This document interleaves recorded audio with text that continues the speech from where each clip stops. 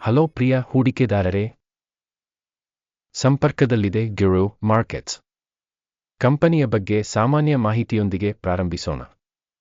ನೀವು ಬಯಸಿದರೆ ನೀವು ಅದನ್ನು ವಿರಾಮಗೊಳಿಸಬಹುದು. ಪ್ರಶ್ನೆಯಲ್ಲಿರುವ ಸಂಸ್ಥೆಯ ಪ್ರತಿಯೊಂದು ಸೂಚಕವನ್ನು ನೀವು ವಿವರವಾಗಿ ನೋಡಬಹುದು. ಈಗ ಕಂಪನಿಯ ಮುಖ್ಯ ಸೂಚಕಗಳನ್ನು ನೋಡೋಣ. Wind Health Care Inc ticker ವಮಂಡ್ ಮಾರ್ಚ್ 23, 2025 ಡೇಟಾವನ್ನು ಆಧರಿಸಿ ವಿಮರ್ಶೆ. ವರ್ಗೀಕರಣದ ಮೂಲಕ ಗಿರೋ markets company Wind Health Care ಇಂಕ್ಸ್ ಉಪವರ್ಗಕ್ಕೆ ಸೇರಿದೆ. ಮೆಡಿಕಲ್ ಇಕ್ವಿಪ್ಮೆಂಟ್ 95 ಕಂಪನಿಗಳು ವಿಶ್ಲೇಷಣೆಯಲ್ಲಿ ಭಾಗವಹಿಸುತ್ತವೆ. ಇದು ಬಹಳ ಪ್ರತಿನಿಧಿಸುತ್ತದೆ. ಈ ವಿಡಿಯೋದ ಕೊನೆಯಲ್ಲಿ ನಾವು ಆರ್ಡರ್ ಟೇಬಲ್ ಅನ್ನು ನೋಡುತ್ತೇವೆ. ಅಧ್ಯಯನದಲ್ಲಿರುವ ಕಂಪನಿಯ ಫಲಿತಾಂಶ 10 ಅಂಕಗಳಲ್ಲಿ 8.5. ಉಪವರ್ಗದ ಸರಾಸರಿ ಫಲಿತಾಂಶವು 2.7 ಅಂಕಗಳು. ನೀವು ವಿಶಾಲವಾಗಿ ನೋಡಿದರೆ ಒಟ್ಟಾರೆಯಾಗಿ ಇಡೀ ಮಾರುಕಟ್ಟೆಯ ಸರಾಸರಿ ಸ್ಕೋರ್ 1.9 ಅಂಕಗಳು ಎಂದು ನಾವು ಗಮನಿಸಬಹುದು. 8.5 ಅಂಕಗಳ ವಿರುದ್ಧ ವಿಂಡ್ ಹೆಲ್ತ್ ಕೇರ್ ಇಂಕ್ಸ್ ಕಂಪನಿಯ ಷೇರು ಬೆಲೆಯ ಚಲನೆಯನ್ನು ಹೋಲಿಸುವುದು. ವಿಂಡ್ ಹೆಲ್ತ್ ಕೇರ್ ಇಂಕ್ ಮತ್ತು ಉಪವರ್ಗದ ಕಂಪನಿಗಳು ಕಳೆದ 12 ತಿಂಗಳುಗಳಲ್ಲಿ ಕಂಪನಿಯ ಷೇರುಗಳನ್ನು ನಾವು ನೋಡುತ್ತೇವೆ. ವಿಂಡ್ ಹೆಲ್ತ್ ಕೇರ್ ಇಂಕ್ಸ್ -23% ಪ್ರವೃತ್ತಿಯನ್ನು ತೋರಿಸಿದೆ.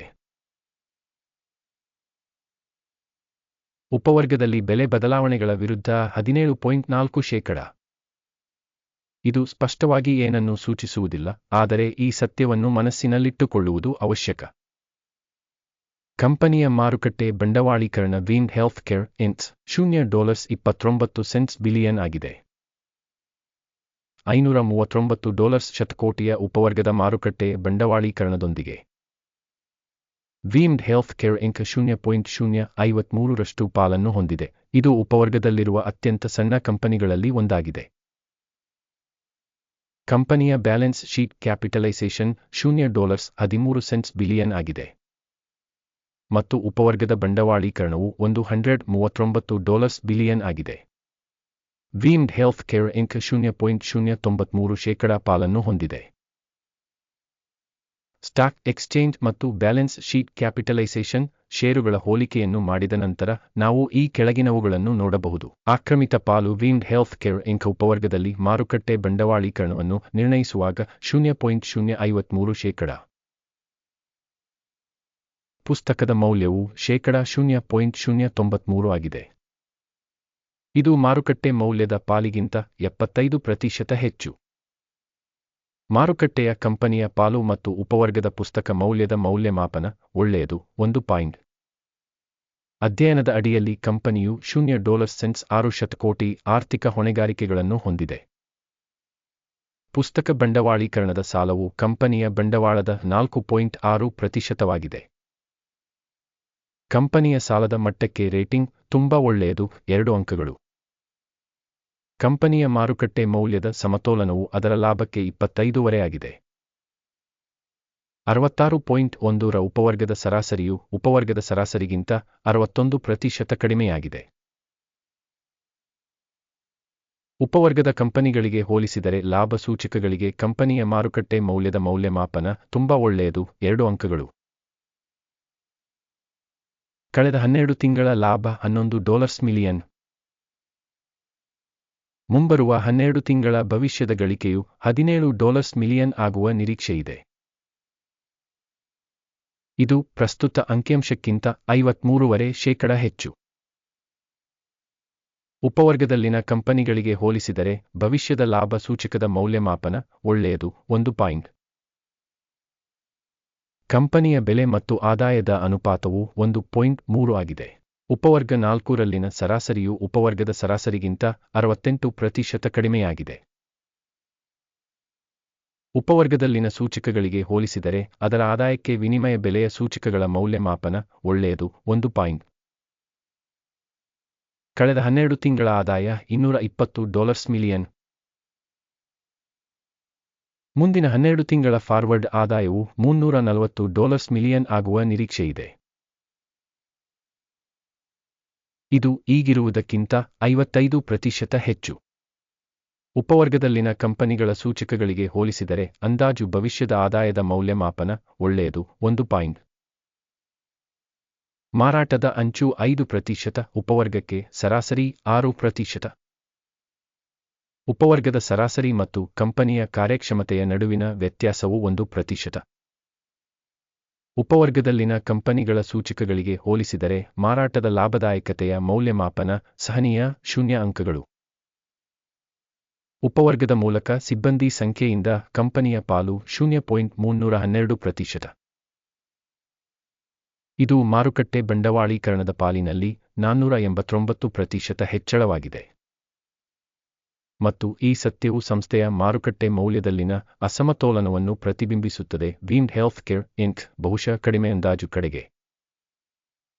ಕಂಪನಿಯ ಪ್ರತಿ ಉದ್ಯೋಗಿಗೆ ಬಂಡವಾಳದ ಮೊತ್ತವು $243,000ಗಳಿಗೆ ಸಮಾನವಾಗಿರುತ್ತದೆ. ಆದರೆ ಉಪವರ್ಗದಲ್ಲಿ $1,425,000. ಉಪವರ್ಗದ ಸರಾಸರಿ ಮತ್ತು ಕಂಪನಿಯ ಕಾರ್ಯಕ್ಷಮತೆಯ ನಡುವಿನ ವ್ಯತ್ಯಾಸವು 82.9%. ಉಪವರ್ಗದಲ್ಲಿನ ಕಂಪನಿಗಳ ಸೂಚಕಗಳಿಗೆ ಹೋಲಿಸಿದರೆ ಪ್ರತಿ ಉದ್ಯೋಗಿಗೆ ಬಂಡವಾಳದ ಮೊತ್ತದ ಮೌಲ್ಯಮಾಪನ ಒಳ್ಳೆಯದು 0.5 ಅಂಕಗಳು. ಕಂಪನಿಯ ಪ್ರತಿ ಉದ್ಯೋಗಿಗೆ ಲಾಭದ ಮೊತ್ತ $9,500. ಉಪವರ್ಗದಲ್ಲಿ ಸರಾಸರಿ $21,600. ಮತ್ತು ಉಪವರ್ಗದ ಸರಾಸರಿ ಮತ್ತು ಕಂಪನಿಯ ಕಾರ್ಯಕ್ಷಮತೆಯ ನಡುವಿನ ವ್ಯತ್ಯಾಸವು 56%. ಉಪವರ್ಗದಲ್ಲಿನ ಕಂಪನಿಗಳ ಸೂಚಕಗಳಿಗೆ ಹೋಲಿಸಿದರೆ ಪ್ರತಿ ಉದ್ಯೋಗಿಗೆ ಲಾಭದ ಮೌಲ್ಯಮಾಪನ ಸಹನೀಯ 0 ಅಂಕಗಳು. ಪ್ರತಿ ಕಂಪನಿಯ ಉದ್ಯೋಗಿ ಆದಾಯದ ಪಾಲು $190,000. ಉಪವರ್ಗದಲ್ಲಿ $360,000. ಉಪವರ್ಗದ ಸರಾಸರಿ ಮತ್ತು ಕಂಪನಿಯ ಕಾರ್ಯಕ್ಷಮತೆಯ ನಡುವಿನ ವ್ಯತ್ಯಾಸವು 89%. ಉಪವರ್ಗದಲ್ಲಿನ ಕಂಪನಿಗಳ ಸೂಚಕಗಳಿಗೆ ಹೋಲಿಸಿದರೆ ಪ್ರತಿ ಉದ್ಯೋಗಿಗೆ ಮಾರಾಟದ ಮೌಲ್ಯಮಾಪನ ಸಹನೀಯ 0 ಅಂಕಗಳು. ಮಾರಾಟ ವಹಿವಾಟಿನ ಪ್ರಮಾಣವು 1%ಕ್ಕೆ ಅನುರೂಪವಾಗಿದೆ, ಸರಾಸರಿ 2% ಉಪವರ್ಗಕ್ಕೆ. ಇದು ಸಣ್ಣ ಸ್ಕ್ವೀಸ್ ಸೂಚಕವಾಗಿದೆ. ತಾಂತ್ರಿಕ ಸೂಚಕವು ಸಾಯ್ 14 ಕಂಪನಿಗೆ 36% ಮಟ್ಟವನ್ನು ತೋರಿಸುತ್ತದೆ. ವೀಮ್ಡ್ ಹೆಲ್ತ್ಕೇರ್ ಇಂಕ್ ಉಪವರ್ಗಕ್ಕೆ ಈ ಮಟ್ಟವು ಸರಿಸುಮಾರು 47%. ಸರಾಸರಿ ಉಪವರ್ಗದಲ್ಲಿನ ಷೇರುಗಳು ಹೆಚ್ಚು ಮೌಲ್ಯಯುತವಾಗಿವೆ. ವೀಮ್ಡ್ ಹೆಲ್ತ್ಕೇರ್ ಇಂಕ್ ಕಂಪನಿಯ ಪ್ರಸ್ತುತ ಸ್ಟಾಕ್ ಬೆಲೆ ಸುಮಾರು $7.23 ಆಗಿದೆ. ಕಂಪನಿಯ ಷೇರುಗಳ ಒಮ್ಮತದ ಬೆಲೆ ಗುರಿಯು ಸುಮಾರು $12.82 ಆಗಿದೆ. ಪ್ರಸ್ತುತ ಬೆಲೆ ಮತ್ತು ಒಮ್ಮತದ ಮುನ್ಸೂಚನೆಯ ಡೈನಾಮಿಕ್ಸ್ ಸರಿಸುಮಾರು 77%. ಆದೇಶಗಳ ಕೋಷ್ಟಕವನ್ನು ನೋಡೋಣ, ಅದು ನಿಮಗೆ ಲಭ್ಯವಿದೆ. ಅದರ ಲಿಂಕ್ ಪಿನ್ ಮಾಡಿದ ಕಾಮೆಂಟ್ನಲ್ಲಿದೆ. ಆರ್ಡರ್ ಟೇಬಲ್ ಮಾಹಿತಿ ಮತ್ತು ಉಲ್ಲೇಖ ಮೌಲ್ಯಮಾಪನ ವ್ಯವಸ್ಥೆಯಿಂದ ನಿರ್ದಿಷ್ಟ ಋತುವಿನ ನಿರ್ಧಾರಗಳಲ್ಲಿ ಎಲ್ಲವನ್ನೂ ಒಳಗೊಂಡಿದೆ. ಗಿರೋ ಮಾರ್ಕೆಟ್ಸ್ ಆರ್ಡರ್ ಟೇಬಲ್ಗೆ ಪ್ರವೇಶವು ಸಂಪೂರ್ಣವಾಗಿ ಉಚಿತ ಮತ್ತು ಮುಕ್ತವಾಗಿದೆ. ಪಿನ್ ಮಾಡಿದ ಕಾಮೆಂಟ್ನಲ್ಲಿ ಲಿಂಕ್. ಕಂಪನಿಯ ಷೇರುಗಳ ಮೌಲ್ಯಮಾಪನದ ಪರಿಣಾಮವಾಗಿ ವೀಮ್ಡ್ ಹೆಲ್ತ್ಕೇರ್ ಇಂಕ್ ಮಾಹಿತಿ ಮತ್ತು ಉಲ್ಲೇಖ ವ್ಯವಸ್ಥೆ ಗಿರೋ ಮಾರ್ಕೆಟ್ಸ್ ಕೆಳಗಿನ ನಿರ್ಧಾರವನ್ನು ಮಾಡಲಾಯಿತು. ಪ್ರತಿ ಷೇರಿಗೆ $7.24 ದರದಲ್ಲಿ ಖರೀದಿ ಒಪ್ಪಂದವನ್ನು ತೆರೆಯಿರಿ. ಕಂಪನಿಯು ಸಾಕಷ್ಟು ಹೆಚ್ಚಿನ ರೇಟಿಂಗ್ ಹೊಂದಿರುವ ಕಾರಣ ಆದೇಶವು ತೆರೆದಿರುತ್ತದೆ. ಸಂಸ್ಥೆಯ ಮೌಲ್ಯಮಾಪನವನ್ನು ಮೌಲ್ಯಮಾಪನ ವಿಧಾನವನ್ನು ಬಳಸಿಕೊಂಡು ಮಾಡಲಾಗಿದೆ. ಅಕಿನ್ಸ್ ಇಂಡೆಕ್ಸ್ ಲಾಭವನ್ನು 8.01ಕ್ಕೆ ನಿಗದಿಪಡಿಸಲಾಗಿದೆ. ಸ್ಟಾಪ್ ನಷ್ಟವನ್ನು 6.47ಕ್ಕೆ ನಿಗದಿಪಡಿಸಲಾಗಿದೆ. ಲಾಭ ಅಥವಾ ಸ್ಟಾಪ್ ನಷ್ಟದಿಂದ ಆದೇಶವನ್ನು ಮುಚ್ಚದಿದ್ದಲ್ಲಿ. ಈ ಸಂದರ್ಭದಲ್ಲಿ ಏಪ್ರಿಲ್ 22, 2025 ರಂದು ವಹಿವಾಟಿನ ಕೊನೆಯಲ್ಲಿ ಆದೇಶವನ್ನು ಸ್ವಯಂಚಾಲಿತವಾಗಿ ಮುಚ್ಚಲಾಗುತ್ತದೆ. ಅಥವಾ ನಿಗದಿತ ದಿನಾಂಕದ ಮೊದಲು ಕೊನೆಯ ವಹಿವಾಟಿನ ದಿನದಂದು. ಟಿಕ್ಕರ್ NPHE ಸಮತೋಲನ ಮಾರಾಟ ಆದೇಶವಾಗಿರುತ್ತದೆ. ಬ್ಯಾಲೆನ್ಸಿಂಗ್ ಆರ್ಡರ್ನ ವಿಡಿಯೋವನ್ನು ಚಾನೆಲ್ನಲ್ಲಿ ಈಗಾಗಲೇ ಪ್ರಕಟಿಸಲಾಗಿದೆ ಅಥವಾ ಪ್ರಕಟಿಸಲಾಗಿದೆ. ಆದೇಶಗಳಲ್ಲಿ ಒಂದನ್ನು ಮುಚ್ಚುವಾಗ ಮೂಲಭೂತ ಅಥವಾ ಸಮತೋಲನ. ಎರಡನೇ ಆದೇಶವನ್ನು ನಿಜವಾದ ಬೆಲೆಗೆ ಮುಚ್ಚಲಾಗಿದೆ. ಈ ವಿಡಿಯೋವನ್ನು ವೀಕ್ಷಿಸಿದ್ದಕ್ಕಾಗಿ ಮತ್ತು ಸಹಾಯ ವ್ಯವಸ್ಥೆಯನ್ನು ಬಳಸಿದ್ದಕ್ಕಾಗಿ ಎಲ್ಲರಿಗೂ ಧನ್ಯವಾದಗಳು. ಗಿರೋ ಮಾರ್ಕೆಟ್ಸ್ ನೀವು ಇಡೀ ಪ್ರಪಂಚದ ತಂಪಾದ ಗುಂಪು.